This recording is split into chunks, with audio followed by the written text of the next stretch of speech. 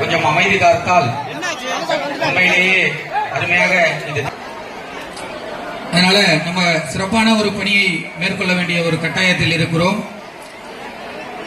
இந்த தீக்குழி சம்பந்தமாக காவல்துறை துணை கண்காணிப்பாளர் மற்றும் ஆய்வாளர் காவல்துறை அவர்கள் தலைமையில் இதோ பாய்குடங்கள் ஊர்வலமாக அந்த என்ட்ரன்ஸ்ல எப்போதுமே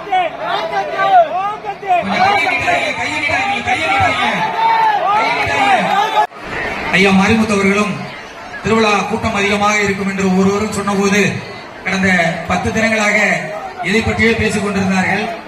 இந்த பணியை எப்படி செய்வது, சிறப்பாக செய்ய வேண்டும், எந்தவித ஒரு குறைபாடுகளும் இல்லாமல் இருக்க வேண்டும் என கூறிக்கொண்டிருந்தார்கள். அவர்கள் எண்ணங்களுக்கு ஏற்ப எந்தவித குறையும் இல்லாமல் சிறப்பாக அற்புதமாக நடைபெற்றுக் கொண்டிருக்கிறது. பொறுமையா போகுமா, பொறுமையா போகும். பாலங்க வச்சுங்க.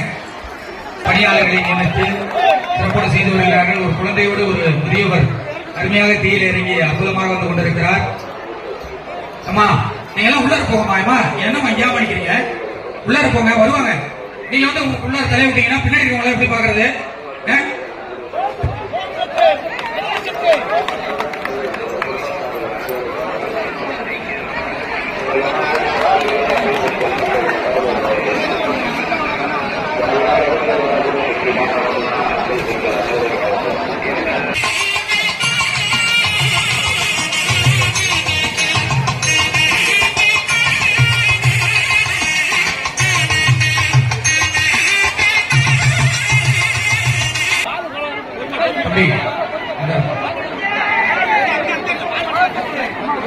இறங்கணும், உள்ளார போங்க.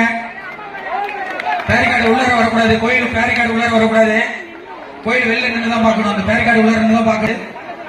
அந்த இடத்துல கொஞ்சம் மண்ணு போடுங்க. அழகா பொறுமையா வாங்கப்பா, பொறுமையா வாங்க, பொறுமையா வாங்க.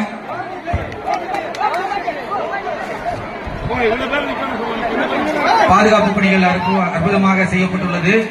சுமார் 250க்கும் மேற்பட்ட காவல்துறை நண்பர்கள் பாதுகாப்பில் ஈடுபட்டிருக்கிறார்கள். ஓம் சக்தி பராசக்தி என்ற கோஷத்தோடு காவடிகள் அருமையாக பால்குடம் காவடிகள் இறங்கி வருகிறார்கள். கடந்த 15 தினங்களாக கடுமையான விரதம்